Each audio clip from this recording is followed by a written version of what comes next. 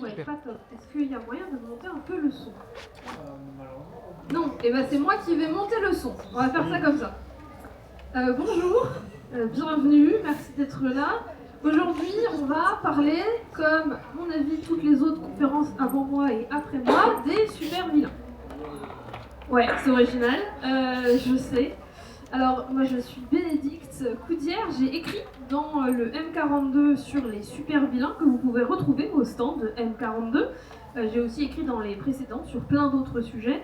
Et ce qui m'a intéressé sur les super vilains, c'est eh bien pas que les super d'ailleurs, surtout les antagonistes, les méchants, etc. C'est de voir qu'est-ce qui constitue un méchant. Je sais pas si vous jouez à ça, mais moi avec des amis on aime bien jouer à ça. Le fameux jeu du je vais te montrer des images de personnages d'un univers que tu ne connais pas et tu vas me dire si c'est des gentils ou si c'est des méchants. On l'a tous fait ou pas, enfin je sais pas vous, mais je sais que moi dans mon entourage on est nombreux à le faire. Et ça donne des surprises parce que comment est-ce que sur le simple visuel d'un personnage on peut être en capacité de déterminer s'il est bon ou s'il est mauvais ou si c'est plus compliqué que ça. Eh bien, il y a des éléments qui vont nous permettre de le voir, de le dire, de le savoir, et donc on va décrypter ça avec trois exemples qui ont été choisis par les gens sur Instagram, puisqu'il y a eu une publication il y a quelques semaines vous demandant quels méchants, quels antagonistes vous aviez envie de décrypter ensemble. Il y en a plusieurs qui sont ressortis, et parmi ceux qui sont ressortis, j'ai fait mon choix. Nous allons donc parler du Joker, de Sephiroth et de Dark Vador, qui sont trois exemples qui sont dans trois types de médias différents. Donc le comics, la BD avec le Joker, le jeu vidéo avec Sephiroth et alors le film, même si oui, il y a eu des comics, il y a eu des jeux, etc., mais plutôt le côté cinématographique avec Dark Vador. Et on va commencer avec le Joker. Et c'est bien de m'entendre parler pendant une heure, mais vous allez participer un peu aussi. Si je vous dis le Joker et que je vous demande l'une de ses caractéristiques spécifiques qui pour vous fait que vous le reconnaissez tout de suite et que vous savez tout de suite que c'est un vilain, qu'est-ce que vous diriez? Le sourire. Le rire, ouais, c'est vrai que. Ouais. Alors le rire, le sourire, oui, c'est la première chose qui revient. Les cheveux. Le maquillage. Les cheveux, oui, oui, oui. Alors, c'est pas tant les cheveux que la couleur, en réalité, que l'alliance du vert et du violet. Mais c'est surtout le rire et le sourire. Pour parler de notre Joker, nous avons donc trois caractéristiques. Alors, il y en a d'autres, mais les trois qui vont nous intéresser aujourd'hui, histoire de ne pas vous donner trop d'informations, puis on en a trois à voir aussi. Ça va être le vert, le violet et le sourire. Il y a un truc avec les couleurs qui vont être très intéressantes et qu'on va voir en fait dans toutes les œuvres visuelles. Que ce soit les dessins animés, les bandes dessinées, les comics, les films, à chaque fois, on va avoir en fait, un jeu avec les couleurs. Il faut savoir un truc, c'est que les couleurs, elles ont une signification. Et alors là où c'est un peu le bordel, c'est qu'elles peuvent à la fois dire tout et son contraire. La signification des couleurs, ça remonte au Moyen-Âge et ça remonte au blason. Alors, on peut le faire remonter avant, mais la signification des couleurs telle qu'on la connaît aujourd'hui, c'est de l'héraldique, donc c'est de la science des blasons, etc. Et le jaune, par exemple, peut aussi bien vouloir dire le courage que la couardise. C'est vraiment, quand je disais tout et son contraire, c'est vraiment littéralement tout et son contraire. Le vert peut aussi bien être la chance que la malchance. Tout dépend, et des moments où vous m'entendez pas, on est d'accord? On va faire comme ça. J'aurais plus de voix à la fin, mais au moins comme ça on sera sûr. Donc, c'est tout et son contraire. Le vert peut être à la fois la chance et la malchance. Aujourd'hui, nous, on retient beaucoup plus le vert de la chance, mais à une certaine période, au Moyen-Âge, à la Renaissance, certains usages du vert pouvaient vouloir dire la malchance. Le jaune du courage, était aussi associé à la couardise, notamment dans certains textes du Moyen-Âge et certaines enluminures. Si on donnait un blason jaune à un chevalier, il y avait une chance sur deux pour que, selon les circonstances, il ne soit pas vraiment valeureux. Le rouge, c'est pareil. Le rouge, c'est la passion. Ouais, mais c'est la passion, c'est le sang, c'est l'amour. C'est violent, de toute façon. Que ce soit positif ou négatif, c'est violent. Et on va beaucoup avoir l'utilisation du vert et du violet, qui vont, dans beaucoup d'œuvres, être là pour donner une certaine dissonance. Ce ne sont pas des couleurs qui sont complémentaires. Ce ne sont pas des couleurs qui, sur la gamme chromatique, vont vraiment totalement ensemble. Et cette dissonance va venir vous titiller un peu et vous faire dire qu'il y a un truc qui ne va pas. Le vert, vous allez aussi énormément le retrouver dans Disney. Si vous faites attention, tous les antagonistes de Disney ont un élément vert dans leur design. Le feu de Maléfice, quand elle est transformée en dragon, est vert. Les yeux de Ursula sont verts. Il y a toujours le rouge à lèvres de tel autre méchant est vert. Il y a toujours un élément vert dans leur design et dans le méchant chez Disney. Et chez le Joker, on retrouve ce côté vert qui vient souligner alors un côté absolument non naturel des couleurs de cheveux, mais qui suit pour dire quoi que ce soit, mais surtout la figure du clown, mais une figure du clown qui n'est plus celle qu'on attend, qui n'est plus, alors pas naturelle, mais pas plus connue, et qui est déjà pervertie par l'utilisation de ces couleurs-là. Et c'est quelque chose qu'on va retrouver dans quasiment toutes les adaptations du Joker, à une exception, qui est la version de Joaquin Phoenix, le Joker, et dans la suite Folia 2, où là, on va avoir une autre gamme chromatique, mais qui est une gamme chromatique, d'ailleurs il y a quelques études sur la gamme chromatique du film qui sont passionnantes, qui est quand même une gamme chromatique qui s'appelle au même cercle que l'utilisation du vert et du violet. C'est du jaune et du rouge, ou du bleu et du rouge, et c'est dans l'utilisation du film des choses qui ne vont pas ensemble dans les moments où c'est filmé. Et pour parler du sourire, c'est l'élément le plus important. Et pourquoi le sourire du Joker est aussi emblématique. La cicatrice? Alors, il y a l'effet cicatrice. Le côté excessif, peut-être.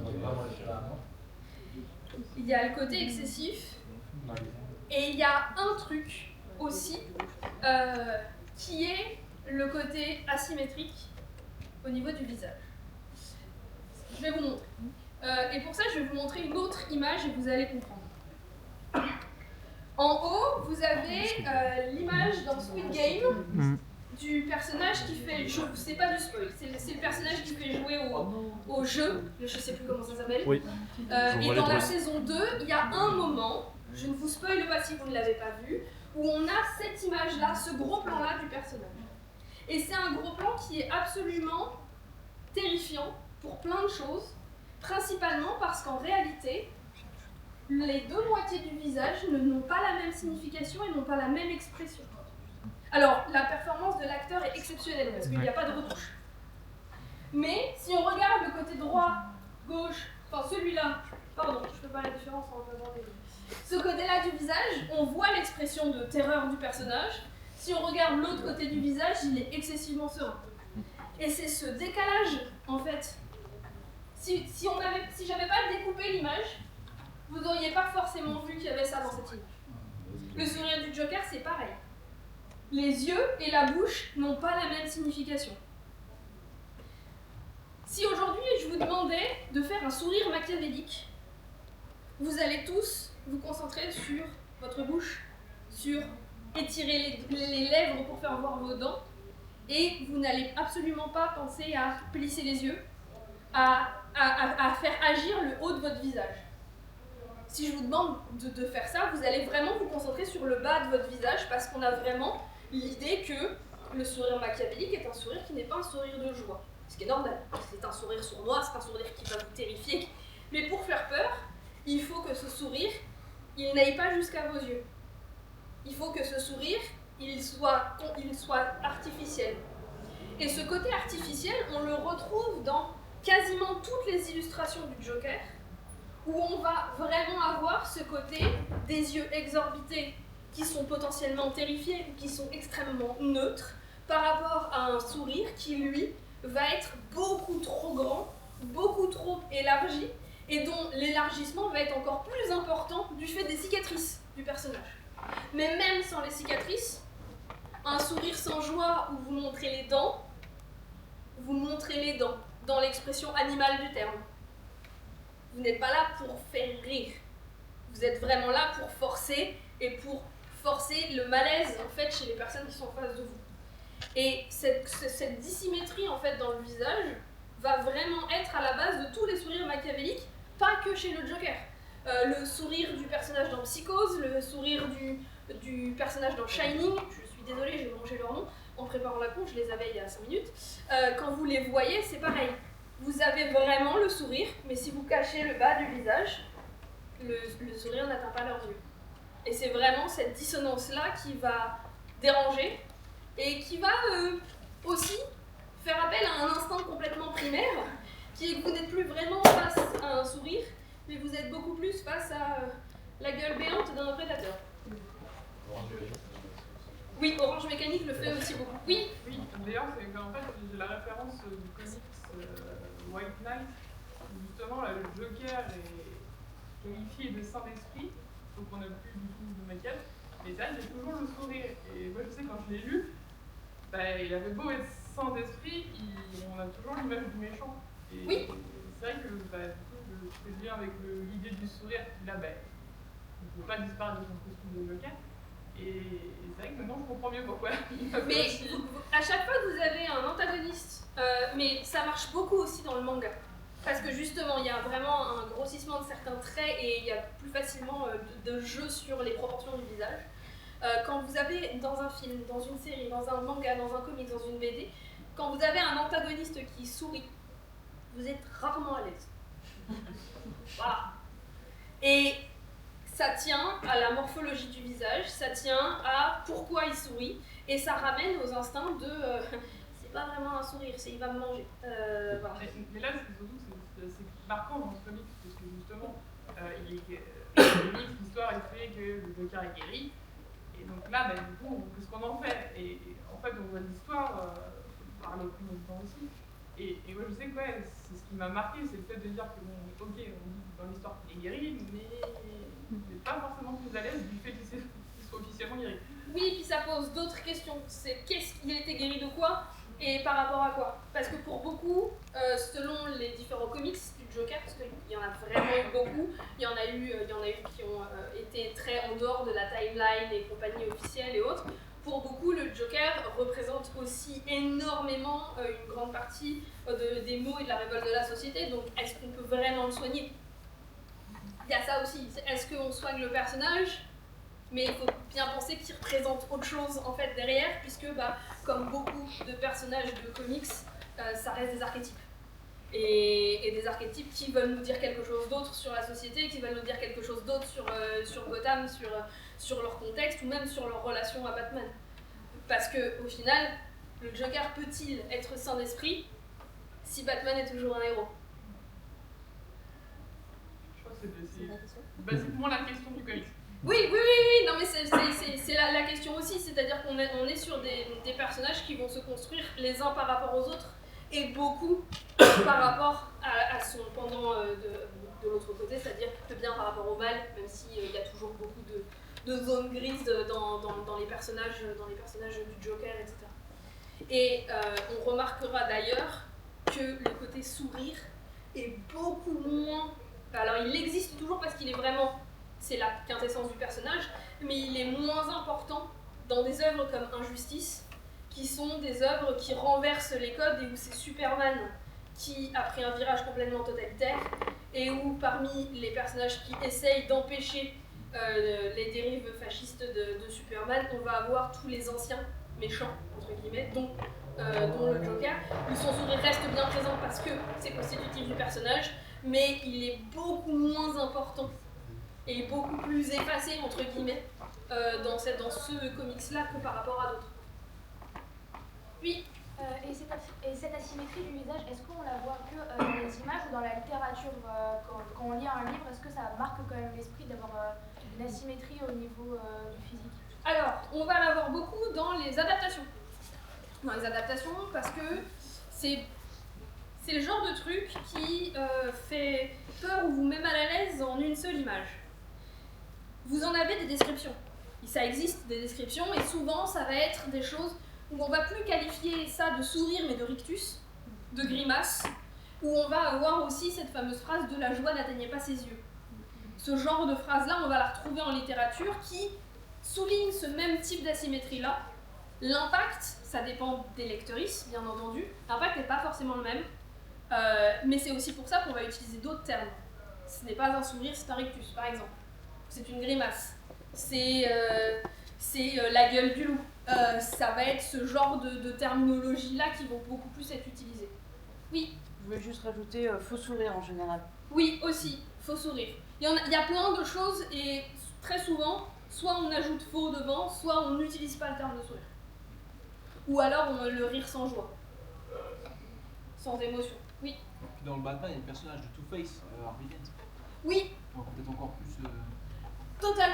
Totalement, mais qui là vient à un autre sens profond, accident, ouais. qui est pas tant un accident qu'un... Enfin alors c'est un accident, on est d'accord sur le... Mais sur la signification du personnage, on est beaucoup plus sur les deux facettes de la justice et sur la représentation du Janus au deux visages que sur un côté vraiment machiavélique qu'on peut avoir avec le Joker, puisque Harvey Dent étant avocat, on a vraiment ce côté-là de s'il est double face à ce point-là, il y a vraiment le côté balance de la justice, les deux facettes d'une même pièce et autres divinités à double visage qu'on peut avoir dans les différentes antiquités, dans les différentes mythologies. Donc voilà. Donc ça c'est pour notre... Ça c'est pour notre Joker. Hein? Oui, bah, alors il est bon quand je me mets là. Eh ben, je vais rester là, mais je tiendrai pas en place, hein, je préviens. Nous allons donc parler d'un autre personnage et on va passer au jeu vidéo cette fois parce qu'on va parler de Sephiroth. Alors, est-ce que vous connaissez Sephiroth? Ah, c'est le beau gosse des méchants. Final Fantasy. Ça se discute. Si je vous parle de Sephiroth, pour celles et ceux qui le connaissent, donc c'est l'antagoniste principal de Final Fantasy VII, le jeu vidéo, qui a eu son remake et son rebirth qui sont sortis il n'y a pas longtemps sur les consoles nouvelle génération. Pour celles et ceux qui le connaissent, quelles sont pour vous les caractéristiques de ce personnage-là? Oui. Son épée. Son épée. C'est super cheveux. Oui. Puis aussi sa tenue vestimentaire parce que c'est tout en cuir, en noir, sombre.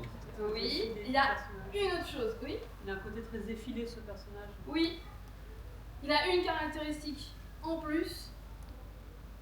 Il a fait démesuré. Non. Et son côté un petit peu froid aussi. Alors, non, c'est beaucoup plus terre à terre que ça, vous allez voir. Est-ce que vous connaissez le titre de la musique qui est le thème de Sephiroth dans les jeux vidéo?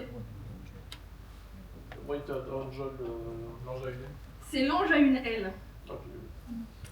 En fait, ce qui se passe avec Sephiroth, c'est que pour beaucoup de gens qui ont joué au jeu, la première chose à laquelle ces personnes-là pensent, c'est à la musique, qui est la musique très emblématique, que je ne peux pas vous mettre dans un PDF, de Sephiroth, qui s'appelle One Wing Angel, qui est l'ange à une aile, et qui est un espèce de chœur quasi religieux qui a été conçu comme ça par son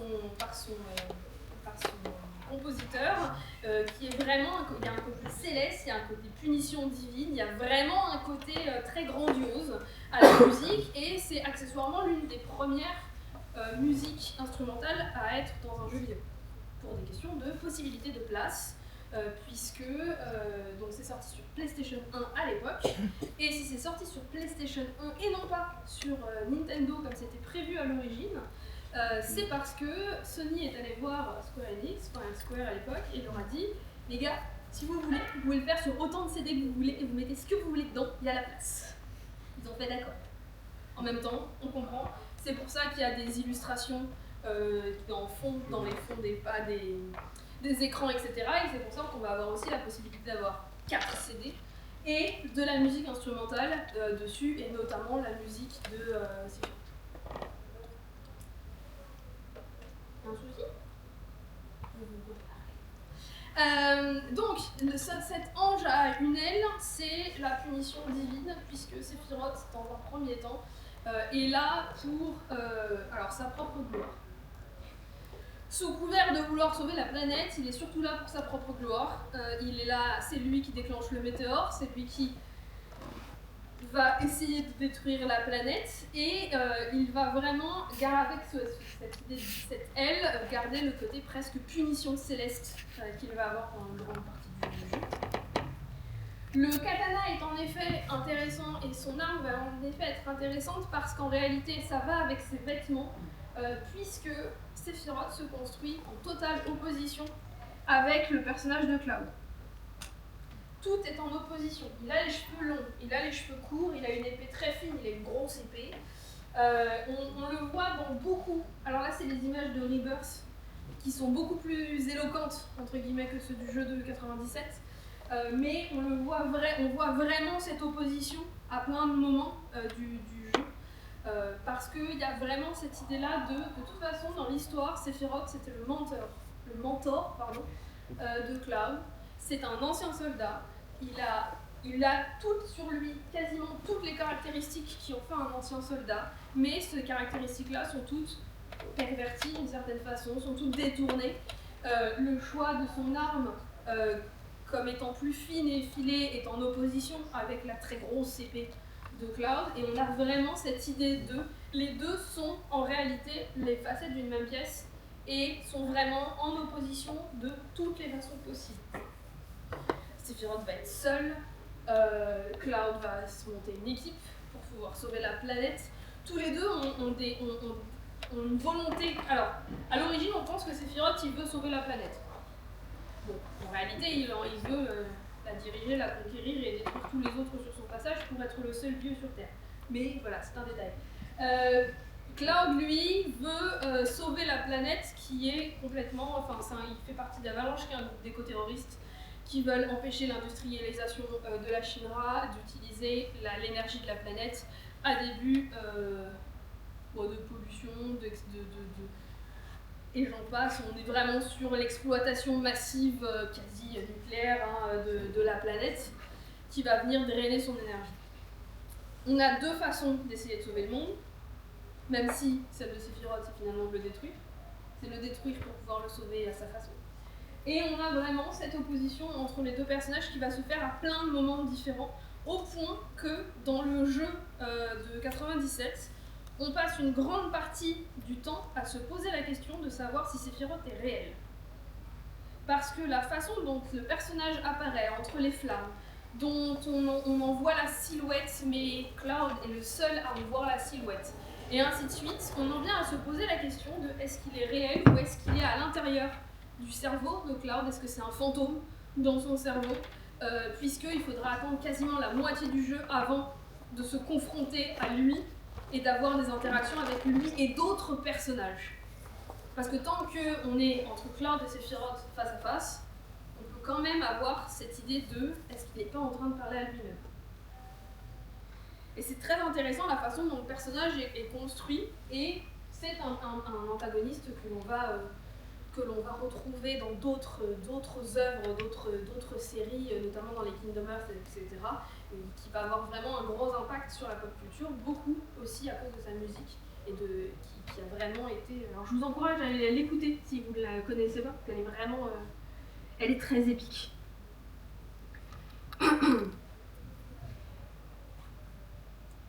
Notre nouveau protagoniste est un personnage bien connu, je pense. Et si je vous dis Dark Vador, pareil. Quelles sont pour vous les caractéristiques de ce personnage? Oui. Sa voix. Sa voix, oui, sa respiration, oui. Oui, Son la casque. respiration aussi. Oui. Alors, j'ai pas entendu. Son casque. Le casque, oui. La couleur noire. Oui. L'épée rouge. Oui. Les répliques cultes. Comme Oui. je suis ton. Et aussi la façon dont il Attends. utilise sa force. Oui, et il y avait Mademoiselle aussi. Sa bande-son. Sa bande-son aussi, oui. Sa taille. Sa taille, oui. Il y a beaucoup de choses. Hein. Le Vous remarquez qu'il y a beaucoup plus de trucs sur Dark Vador que sur les autres personnages. Son Côté obscur. La calme, le calme, le côté obscur. Non, il y a beaucoup de choses. Le À contraste votre blanc et noir avis, aussi, que je trouve À votre avis, pourquoi il y a beaucoup plus de trucs sur Dark Vador que sur le Joker, par exemple, qui globalement, niveau époque, le Joker il est plus ancien. Hein. C'est pas du tout le même monde. C'est pas le même monde non plus, hein, dans Gotham City, c'est pas New York, hein. Bah, c'est surtout que comme il a un casque, on peut pas voir son visage, donc on peut pas définir s'il a un sourire, ou s'il y a de la colère, ou s'il y a de la frustration, etc. Donc c'est pour ça que bon, on a du mal à vérifier ses émotions. Alors, il y a Mademoiselle et après il y a vous deux. Dans un monde où Luke Skywalker il fait déjà face à beaucoup entre guillemets d'antagonistes, on lui un antagoniste suprême, du coup on a besoin d'avoir des caractéristiques vraiment marquantes face aux gentils entre guillemets. Oui, alors l'un de vous deux en premier. Allez-y. Le Joker il est beaucoup plus humain, et moins robotique. Mais lui, il détruit des planètes entières. Oui, Donc, il y a pas mal de enfin, il y a enfin, juste une fois. il y a plein de trucs un peu il y a Cyborg, enfin, il y a des personnages robotiques méchants ou gentils dans les univers Marvel et DC aussi. Oui. Après, bon, deux choses. Déjà, au niveau de son car design, par exemple, son casque, bon là, je sais pas, j'ai appris que déjà, ils sont inspirés un petit peu, un truc avec sûrement la forme à l'arrière, c'est un peu le truc les samouraïs, c'est ça, ouais, les japonais, tout ça. Enfin bref, je sais plus où j'ai vu ça. Mais bref, sinon un autre truc, c'est vrai que comme vous avez dit, mais en fait, il représente déjà des trucs négatifs. Après, je sais pas, moi honnêtement, perso, je dirais, je sais pas, le néant en fait, presque, ou bien. Ouais. Alors, oui. Il a de la prestance. Dès qu'on le voit, on sait qu'il va faire quelque chose. Oui. Oui, après je vous donnerai la réponse. Sur pourquoi le Joker a moins de. Peut-être juste l'origine, s'il vient de la BD, donc ça a plus le sens d'essentialiser un truc, et comme il y a une pluralité de Joker, il y a interprétation dessus. Alors que Dark Vador, il n'y en a qu'un. Ouais, et pourquoi il n'y en a qu'un? Parce qu'en réalité, et là je vais mettre beaucoup de gens à dos, et je l'assume totalement. En réalité, Star Wars c'est de la fantasy.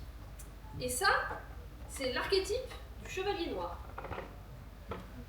Ce qu'il porte, que ce soit son casque, que ce soit son armure, que ce soit sa cape, c'est l'archétype en version pseudo-robotique avec quelques lumières dessus de ton armure, par exemple. On rajoute un casque et une cape, ça fait plutôt pareil. En réalité, si on prend l'intégralité de l'œuvre Star Wars, oui, ça se passe dans l'espace, mais on y retrouve tous les archétypes du récit de chevalerie. Pourquoi?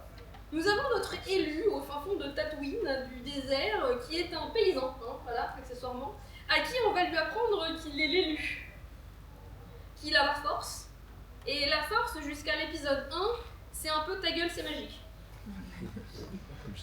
On sait pas comment ça marche. Ça marche. Pareil, hein, les vaisseaux, vous savez pas comment ils marchent. Ils marchent. Quand vous regardez, vous avez tous les archétypes. La princesse à sauver, le sidekick contrebandier aux moralités parfois douteuses, mais qui finit par avoir un grand cœur et par aider notre héros.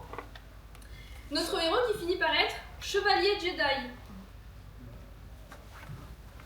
C'est dans le nom. Et si on reprend tous les éléments narratifs de Star Wars, on se retrouve sur une saga de chevalerie / fantasy, sur lequel les éléments de science-fiction sont des éléments qui viennent donner un autre cadre au récit, mais dans l'essence même, on se retrouve face à un récit très typé fantasy classique. Oui. Un des épisodes dans la série Pilote, pour le coup, il y avait justement une intervention où je crois que c'était Perceval qui allait dans l'univers de Star Wars, et le clin d'œil, du coup, n'était pas là. Ah, mais oui, parce que au final, quelle différence entre Excalibur et un sabre laser? Oui, mais on n'en est pas sûr, parce que selon les textes, Excalibur pouvait briller dans le noir. Donc, on ne sait pas. Il y a une autre interprétation. Oui. Il y avait le côté aussi unique de Excalibur par rapport au sabre laser, même si c'est vrai que dans les premiers épisodes, c'était plutôt quelque chose de rare. Et voilà, mais voilà, il y a plein d'éléments qui font que, en réalité, on se retrouve face à une figure de Dark Vador qui est la figure du chevalier noir classique, telle qu'on la connaît depuis des temps très lointains, puisque c'est vraiment la figure du chevalier noir, presque même qu'on a des interprétations qu'on a fait du Moyen-Âge à la Renaissance, etc. Ouais, avec Palpatine qui fait le sorcier, quoi. Oui. avec le grand, le mentor, etc. Mais ne serait-ce que dans le côté très manichéen de Star Wars, le côté obscur contre l'autre. Enfin, c'est le mal contre le bien, c'est le blanc contre le noir, c'est vaincre son propre côté obscur, c'est-à-dire vaincre... Qu'est-ce qui fait aller du côté obscur? La colère, pardon, la peur, la cupidité, l'avidité, la vengeance. Quelles sont les vertus chrétiennes ou ce que vous voulez qui vous font aller en enfer? Ben, les mêmes. Oui, la colère, la vengeance, la cupidité, l'orgueil, l'envie. On retrouve le même genre. Et c'est pour ça qu'un personnage comme Dark Vador, il a beaucoup moins besoin d'éléments. Il a besoin d'une cape, d'être tout en noir et d'avoir un design qui rappelle tout de la chevalerie. Il y a aussi un côté très épique. Oui, dans les combats, j'entends, parce que par rapport à d'autres films qui vont se baser plutôt sur une intrigue où c'est des personnages qui vont intriguer ensemble, faire des sournoiseries. Là, on a beaucoup de combats qui sont éclatants par le style et qui sont vraiment moteurs dans l'intrigue. Oui, c'est... Mais oui, totalement. Totalement. On va vraiment retrouver ce côté, et on va même retrouver le côté le blanc du bien, le rouge du mal, même graphiquement. On va vraiment avoir ce côté de bien et de mal, et c'est pour ça qu'au final, ça n'a pas d'importance qu'on ne voit pas son visage à Dark Vador. Ça n'a pas d'importance, parce que c'est le chevalier noir par excellence.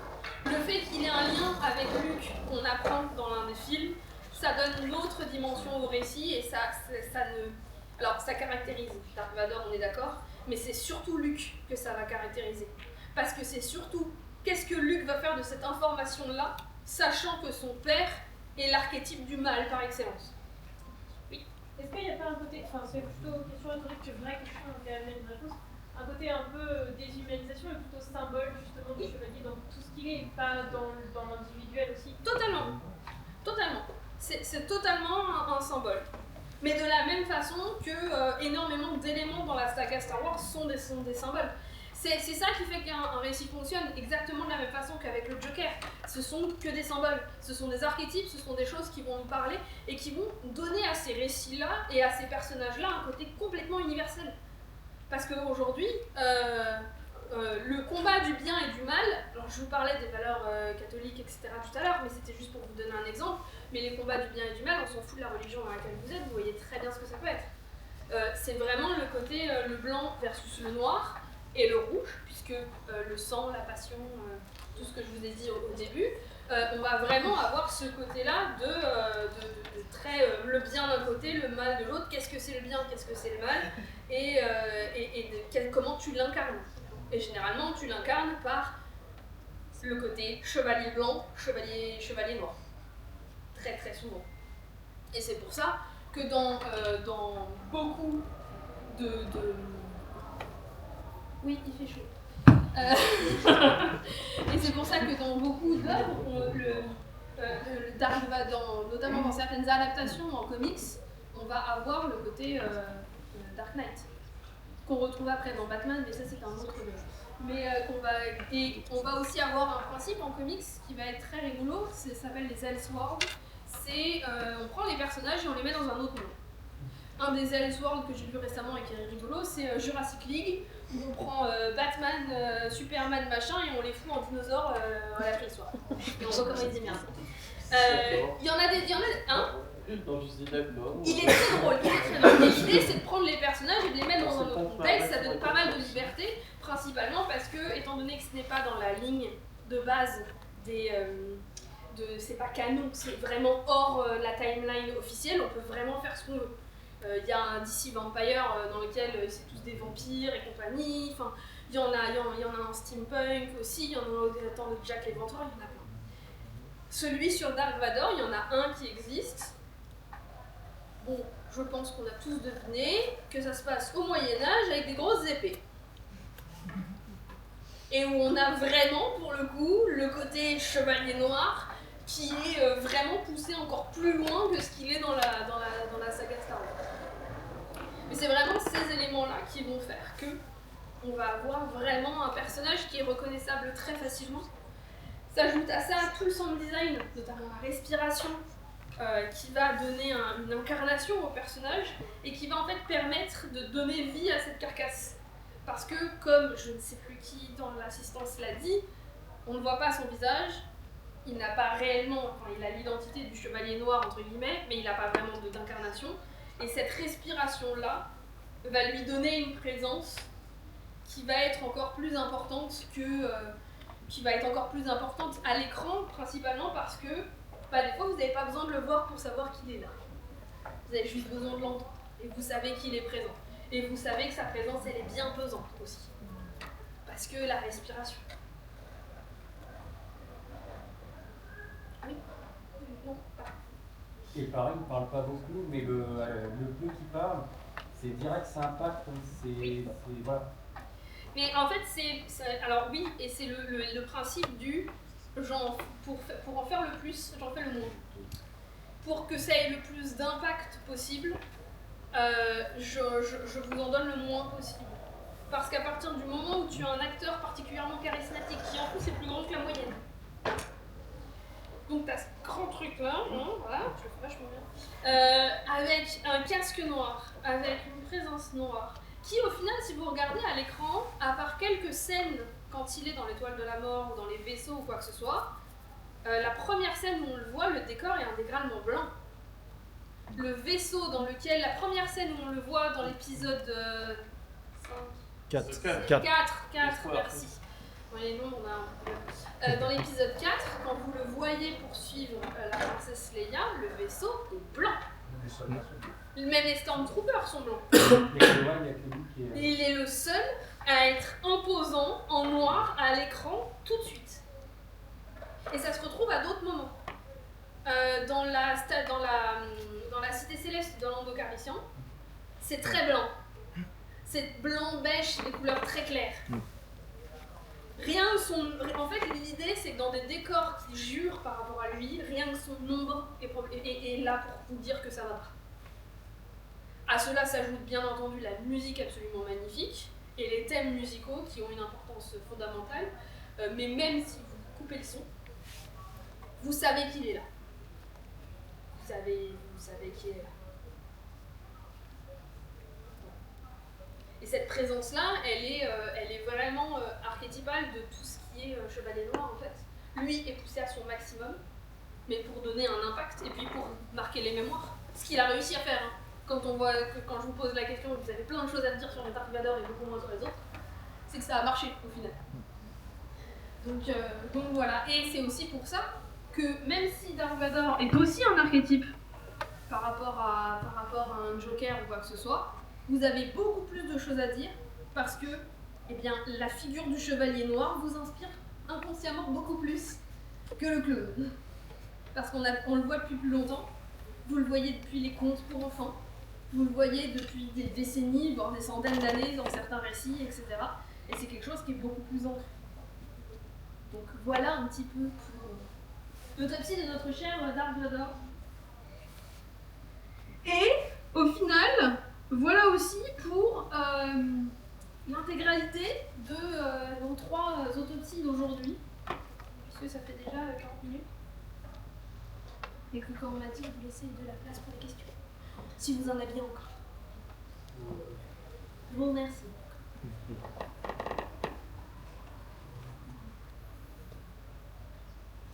Sur eux ou sur d'autres personnages, hein, s'il a fallu faire des choix.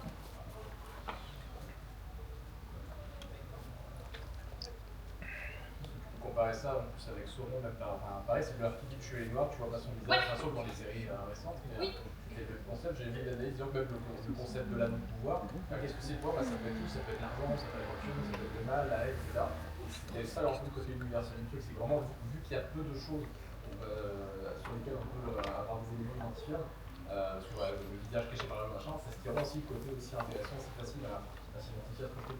Et tout ce qui est le costume de Sauron est ni plus ni moins qu'un costume de chevalier noir en fait, avec vraiment, on se rappelle de son gantelet qui est un gantelet de combat, de son aume qui est basé sur, de la même façon que celui de Dark Vador est basé sur différents types de modèles venus de plusieurs cultures différentes. Celui de Sauron est vraiment basé aussi sur des aumes que l'on connaît avec un peu plus stylisés, etc. Et l'idée de l'anneau de pouvoir par rapport à Star Wars, c'est que l'anneau de pouvoir incarne la force. En fait, incarne le pouvoir. C'est le fait de l'avoir qui vous donne des pouvoirs, etc. Alors que la force est beaucoup plus magique. Dans Star Wars, il n'y a pas d'élément qui vous dit que vous pouvez maîtriser la force. Vous la maîtrisez ou vous la maîtrisez pas. C'est comme la magie dans certains univers. Vous la maîtrisez ou vous la maîtrisez pas. Il y a beaucoup d'univers où on n'a pas besoin de baguette magique pour pouvoir contrôler la magie. Mais l'anneau est en effet le vecteur en fait, de tous les pouvoirs, de toutes les convoitises. Et c'est aussi en fait la différence avec Star Wars par rapport à Sauron, enfin avec Dark Vador par rapport à Sauron, et par rapport à l'univers global, c'est que l'anneau corrompt. Et là, on a un autre sous-texte qui est non plus la force personnelle de dépasser le côté obscur pour pouvoir rester du bon côté, etc. On a vraiment le côté le pouvoir corrompt, qui est un propos hautement plus politique en réalité, surtout si on sait dans quel contexte Tolkien a écrit son œuvre. Oui. Mais la force dans Star Wars elle-même, est-ce qu'elle corrompt pas? Parce que, en fait, c'est juste que les personnages les Jedi qui arrivent à maîtriser la force, c'est pas plutôt que eux ont réussi à passer au-dessus de la corruption? Alors, non, parce qu'il y a le côté obscur. En fait, dans l'univers de Star Wars, la force elle est beaucoup plus neutre. Et c'est les valeurs de chacun, c'est les passions de chacun, c'est le fait de te laisser aller à la colère, à l'envie, à la vengeance, etc. qui va te faire passer du côté obscur. Et du coup, ce n'est plus en ayant accès à cette magie-là, à cette force-là, que tu vas potentiellement être corrompu, mais c'est par toi-même, en fait. À la différence de si on te donne un anneau qui est un élément extérieur. C'est là où est la différence, même si globalement on est sur le même type de valeur. Hein. C'est juste que le propos n'est pas le même et le contexte de Star Wars, le contexte sociétal dans lequel l'œuvre est sortie, n'est pas du tout le même que celui de Tolkien qui écrit ça à l'aube de la Seconde Guerre mondiale, ou de la première, parce que j'ai un problème avec les dates. Et oui, premier, je ne sais jamais. Parce que j'ai vraiment un souci. Vous l'avez vécu pendant la première guerre? Voilà, oui. C'est l'une des deux. Et puis il y a même eu des propositions aussi de livrer aux Allemands pour la Seconde Guerre que Tolkien a royalement refusé. Oui, voilà. Il y a un contexte géopolitique qui n'est pas vraiment le même et le propos le pouvoir corrompre n'a pas le même sens. Si on regarde l'œuvre, le contexte dans lequel a été écrit Seigneur des Anneaux et l'œuvre de Tolkien par rapport à Star Wars. Oui. Est-ce que vous pensez que le Kylo Ren, il était censé être un bon chevalier noir et ça a pas trop marché, ou il était censé être mauvais dès le départ? C'est compliqué. C'est compliqué parce que, en fait, pour moi, et là c'est une analyse qui n'engage que moi, autant sur les autres j'ai plein de documentation et plein de sources et compagnie, autant là c'est que moi. Pour moi, Kylo Ren, il incarne surtout l'héritage. L'héritage qu'on fait peser sur ses épaules. Et le poids de l'héritage est de réussir à le dépasser pour enfin trouver sa propre voie. D'où le côté antagoniste pendant une grande partie et finalement il laisse tomber ça à la fin des films, qui pour moi c'est laisser tomber son héritage pour vraiment être lui-même en fait. Mais il y a quand même 2-3 soucis dans la caractérisation de ce personnage. Moi c'est comme ça que je le vois. Voilà. Je vois vraiment du côté l'héritage du grand-père. C'est pas pour rien qu'il garde le casque de Dark Vador comme un autel, comme s'il devait prier devant son autel dans les films, quoi. Oui. Petite remarque et supposition comme ça. On parlait des épées tout à l'heure et en général les épées médiévales ont tout un nom. Et là, les épées dans Star Wars n'ont pas de nom, par contre, elles ont chacune une couleur. Oui. Donc c'est peut-être un peu la même symbolique pour renforcer les personnages. C'est probablement la même symbolique, en plus de jouer avec la symbolique des couleurs. Parce que le fait que les épées Jedi soient vertes ou bleues, bah là on est sur le vert de l'espoir, sur le bleu de tout ce qui est pureté, etc. Donc oui, pour moi il y a un lien. Et le fait que tu passes que certains personnages passent d'une épée verte à une épée rouge a un sens aussi. Ah, c'est pour ça que dans un monde de l'Ariane, le sabre noir, il a fait ça a fait un carton et que on en a parlé et reparlé. Tout à fait. Mais écoutez, merci à tous et à toutes.